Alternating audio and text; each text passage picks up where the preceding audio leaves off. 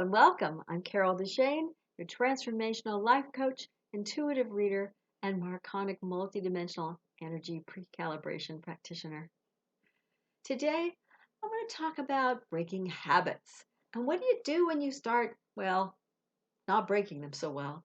So whether you want to stop smoking cigarettes, whether you want to stop drinking, those are a little more difficult to deal with, but things like not exercising, not eating right, not sleeping the right number of hours, those things that you want to break the habit of. Maybe you just stay up until 3 all the time and you want to start stopping that. You want to get more sleep. Whatever that habit is that you want to break, sometimes we backslide. I mean, we're humans. We have cravings. We maybe don't want to have as much sugar or not as many cookies or whatever it may be. And we backslide. The problem is that when we do 2 steps forward and then we do 4 steps back, and then we do, oh, let me try it again. Sometimes we just give up because we feel like one bad thing and we're done. We broke our diet, we're done. We can't do it. But it may just need adjustment on how we break our habits. Sometimes you need to taper off. Sometimes we need to give ourselves different choices. Instead of the habit that we were doing, we need to just replace it with something different. So let me talk about those different options you have. Just know that when you do what I would call backsliding, where you're not, whoops, pull yourself back up again.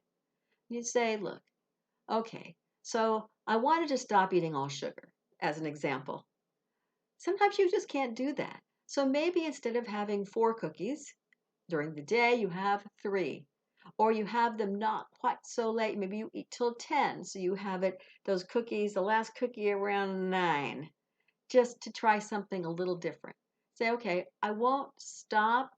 Maybe I'll only have 1 then, and I'll have it an hour earlier. So maybe it won't impact me as much. Just small shifts to start changing your habits. And then earlier, maybe instead of the 2 cookies, you'll have 1. Or you'll shift to a different kind of cookie that's not as fattening. Or whatever it is, you'll find a way to just tweak as how you want to shift the habit. Instead of going cold turkey, although some things I know you need to. But if you're not an alcoholic and you don't feel you have to have a drink, maybe instead of having 2 or 3 drinks every night, you have 1 or 2. You just cut it back. See if you can on your own. If you know that it's not a problem for you, but you know that you don't want to drink something as much, you don't want to have as many cigarettes, there are ways you can do it without totally stopping cold turkey, which is so hard. Sometimes you have to because it's so into your system, you have no control, and that's why they have the interventions and things like that. But sometimes there are certain things we can do on our own. We have willpower. We have ways we can kind of taper down, make other choices that way, make the habit breaking not quite so stringent on ourselves. That's one thing we can do. But the other thing that we can do is shift the habit we don't like for one we do like. So if you say, okay, so I always have these cookies. I'm going to go back to the cookies. I know that's my sister's favorite thing. Always, she calls herself the cookie monster. Has to have cookies before she goes to bed. Has to have, like all through the day, she needs cookies. And so what I told her, I said, well, what can you use instead of the cookie? And she said, nothing. I don't want to change. I said, okay, well, then you don't want to break your habit. And that's fine. But if you do, what could you do instead? So we were thinking about it, and she goes, well, I could have half as many.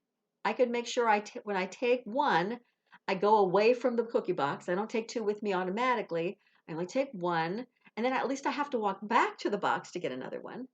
Or maybe instead of that, I actually shift to something different, a whole different kind of food group, not something like carrot sticks, which is not going to make you happy, but something that's like different, but is still a replacement for the habit that you had.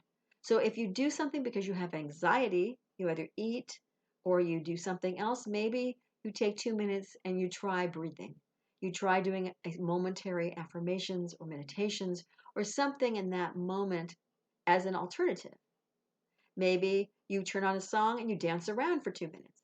You go, okay, instead of doing whatever it was you were going to do to release anxiety, maybe that works for you. If it's an appropriate time, of course, You don't necessarily want to do that in the middle of your desk if you're in an office, or in the middle of if you're a salesperson in the middle of the car dealership or something. But there are things that you can replace your habits with. So if you're feeling like, I just can't shift, those are two options you may have. Because it's normal when we start shifting a habit to have that backslide happen where you go, I messed up. I didn't do it today. Which is why, if it's a diet, it's great to have one day when you can eat anything you want, or at least one meal when you can have anything you want.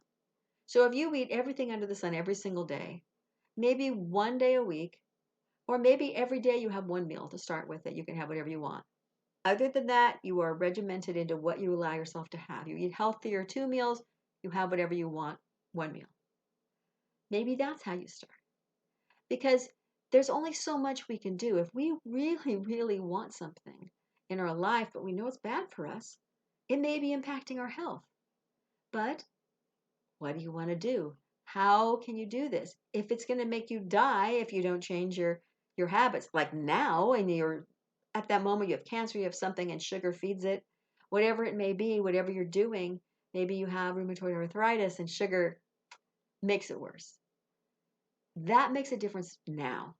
But if it's over a long haul, you might be able to say, let me cut back a little. Let me adjust my eating hours, my eating way of doing things. The habit can be shifted, switched around, refined a little, tweaked so that it works for you and you can still have what you want, but you find a way to shift it accordingly. So when you backslide just a little bit, you go, that's okay. And if it's about food, maybe you say, okay, that was my meal that I was allowed to have what I wanted because I just did that. Next meal, I will have what I'm supposed to have. Don't be difficult on yourself. Know that it's okay. People do it all the time. Don't give up because you feel like you took 4 steps back instead of moving forward like you wanted to. If you constantly do that, you may need some extra help, and that's always a good thing to do. If it's a psychological thing, you can go to a therapist. If it's something deep-seated, life coaches are great at helping you make plans, shifting away from some of those limiting beliefs and fears that might be holding you into that habit or locking you in, so that you can help realize that you're already enough.